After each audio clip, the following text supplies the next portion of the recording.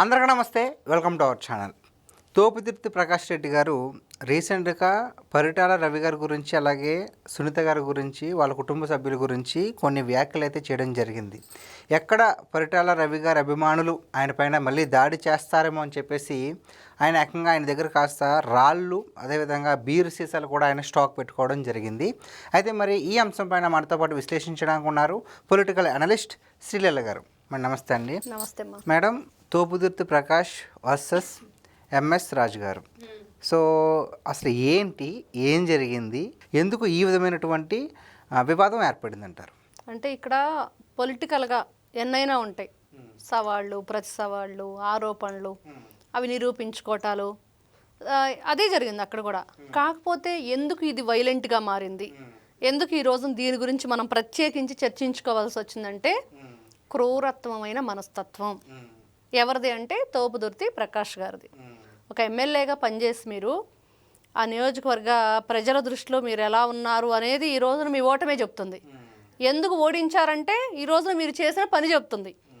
ఇలాంటి సంఘ విద్రోహ శక్తులుగా మీరు యాంటీ సోషల్ ఎలిమెంట్స్గా మారారు కాబట్టే ప్రజలు మిమ్మల్ని వద్దనుకున్నారు, ప్రజాప్రతినిధిగా మీరు పనికిరారు అని చెప్పేసి వాళ్ళ ఓటుతో వాళ్ళు సమాధానం చెప్పారు. ఎందుకు ఇన్ని మాటలు చెప్పుకోవాల్సి వస్తుందంటే ఎంత దారుణమైన విషయం అంటే, ఏదైనా సవాళ్ళు, ప్రతి సవాళ్ళు ఇప్పుడు మనం అనుకున్నట్లుగా నువ్వు ఆ మాట అంటావు, నేను ఆ మాట అంటాను, నిరూపించంటే నువ్వు నిరూపించని చెప్పేసి మనం ఏదైనా సరే అంటాం.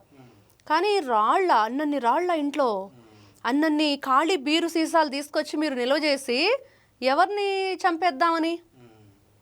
ఏదైనా ఉంటే మాటల యుద్ధం కొనసాగాలి. అంటే అది ఆత్మరక్షణ అని చెప్పుకుంటున్నారు. ఏంటి ఆత్మరక్షణ?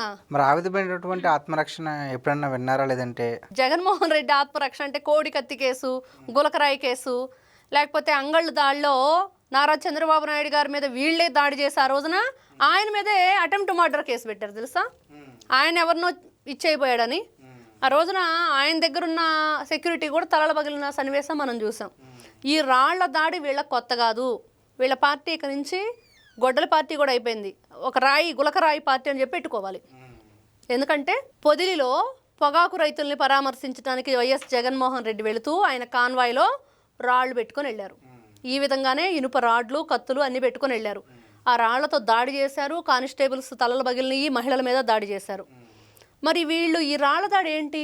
మొన్న ఈ మధ్య కూడా మనం ఏదో పేపర్లోనే ఇక్కడ చదివినట్లున్నాం. ఒక ఎమ్మెల్యే మీద కూడా అక్కడ ఆ ఊరి చివర శ్మశానం అక్కడికి వెళ్ళిన తర్వాత నాకు తెలిసి ఎరపతినేని శ్రీనివాసరావు గారు ఎవరో సమ్ పర్సన్ నాకు గుర్తులేరు, అయితే వాళ్ళైతే కంప్లైంట్ కూడా చేయటం జరిగింది. ఏం చేశారంటే అక్కడ బీరు బాటిల్ ఇసిరేస్తారు ఆయన కాన్వాయ్ మీదకి చీకట్లో. ఎవరు చేస్తున్నారు ఈ పనులు? ఎందుకు చేస్తున్నారు? ఈ బీరు బాటిల్ ఏంటి?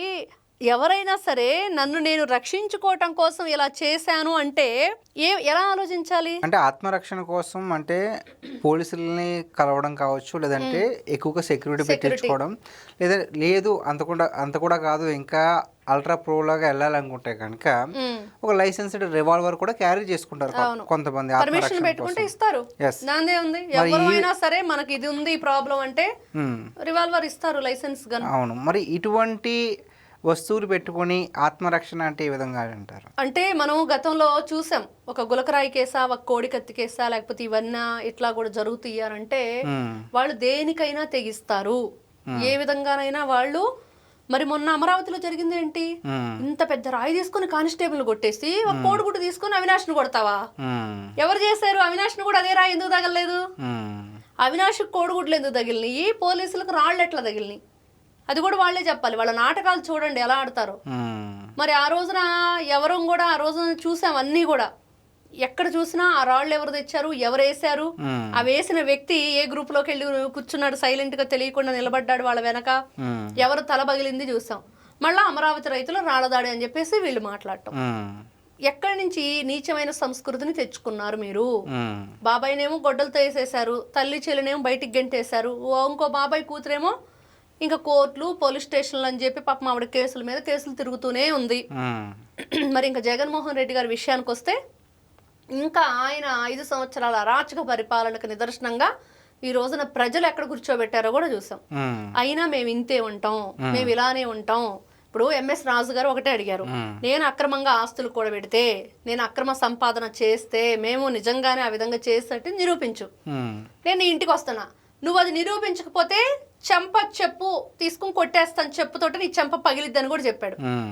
నువ్వు చెప్పు దెబ్బలు తింటావో తినవో దేవుడికి ఎరుగా, నువ్వు ఫస్ట్ అది ప్రూవ్ చేయొచ్చు కదా. అన్న మాటల్ని నువ్వు నిజంగా అంటే అవి తీసుకోవచ్చు కదా. ఎంత ఉద్రిక్తత అక్కడ నెలకొంది, ఎంత దారుణంగా ఉంది. ఎవరైనా సరే నేను ఆత్మ సంరక్షణ కోసం ఇలా చేశానంటే ఎవరో నమ్మరు. అన్నని బీరు బాటిల్స్ ఎవరు బెటరు, అలాంటి రాళ్లు తీసుకొచ్చేసి అన్ని బెటరు. నువ్వు ఎంతసేపు ఆత్మ సంరక్షణ చేసుకుంటావు, ఏ విధంగా చేస్తావు? రాళ్లు బీరు బాటిల్ వేసా అంటే వీళ్ళు వైఎస్ఆర్సీపీ పార్టీకి సంబంధించిన వాళ్ళు రాష్ట్రంలో ఒక అలజడిని క్రియేట్ చేస్తున్నారు, అన్రెస్ట్ క్రియేట్ చేయడానికి మాత్రమే ఇలాంటివి చేస్తున్నారు అనేది మాత్రం క్లియర్ గా అర్థమవుతుంది. వీళ్ళ మీద తగిన చర్యలు తీసుకోపోతే అసలు గోరంట్ల మాధవ్కి ఏం పని, ఎందుకు వచ్చి కూర్చున్నాడు అక్కడ? ఈడ్చి లోపలేస్తారు కదా ప్రతిసారి. ఈ గోరంట్ల మాధవ్ నన్ను మర్చిపోతున్నారేమో, నా వీడియోలన్నీ మళ్ళీ పాత అయిపోయినాయేమో అని చెప్పేసి వచ్చేస్తా ఉంటాడు. వచ్చేసి ఇలాంటివన్నీ వాళ్ళకి సపోర్ట్ చేస్తూ ఉంటాడు. కాబట్టి సవాళ్ళు ఉండొచ్చు, ప్రతి సవాళ్ళు ఉండొచ్చు. పొలిటికల్ గానే చూడండి తప్పించి ఇలాగ వాళ్ళ ఎదుటి వాళ్ళ ప్రాణాలను సైతం తీసే అంత నీచానికి దిగజారిపోతే మిమ్మల్ని ఎవరో క్షమించరు, ప్రజలు అసలే క్షమించరు. ఎలా క్షమిస్తారు? ప్రజాప్రతినిధి అంటే ప్రజలను రక్షించేవాడు కావాలి కానీ ఈ విధంగా అండర్స్ట్ క్రియేట్ చేసేసి ఎక్కడికక్కడే ఒక దుమారాన్ని రేపెత్తిస్తుంటే ప్రజలకు భయాందోళన కదా. వచ్చే సంస్థలు వస్తాయా, ఇండస్ట్రీలు వస్తాయా, మన పిల్లలకు భవిష్యత్తు ఉంటుందా? ఇంక ఇలా కొట్టుకొని చావండి, ఎవరొకరు తల పగిలిపోయిద్ది. ఆయనకు భార్య బిడ్డలు ఉంటారు కదా, ఒకవేళ ఆయన చనిపోతే వాళ్ళ పరిస్థితి ఏంటి? ఎవరు తీసుకొచ్చి ఇస్తారా? నువ్వు ఎన్ని డబ్బులు ఇచ్చినా ఆ లోటుని ఎవరు తీయగలుగుతారు? కాబట్టి ఇలాంటివన్నీ కూడా మానుకోవాలి. ఫస్ట్ వైఎస్ఆర్సీపీ పార్టీ జగన్మోహన్ రెడ్డి వాళ్ళకి చెప్పుకోవాలి, మావిగనా ఇంకోటని తిరగకుండా ఆయన అవన్నీ పక్కన పెట్టి ఫస్ట్ నీ పార్టీకి నువ్వు గొడ్డలి పార్టీ అని పెడతావా, గులకరాయి అని పెడతావా పెట్టు, తర్వాత సంగతి అదంతా. కానీ వాళ్ళకి కొన్ని రూల్స్ పెట్టి, కొన్ని రెగ్యులేషన్స్ పెట్టి, ఇదిగో ఇది మీరు క్రాస్ చేయకూడదు అని ఒక గీత గీయండి.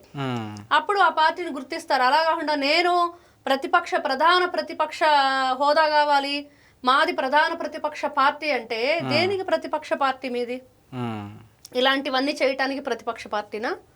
కాబట్టి నిజంగా మీకు బాధ్యత ఉంది. నిజంగా మేము రాష్ట్రంలో ప్రధాన ప్రతిపక్ష పార్టీ హోదాని కావాలనుకుంటున్నాం అంటే శాంతి భద్రతల ఉల్లంఘన చెయ్యొద్దు అనేది అందరం కోరుకునేది.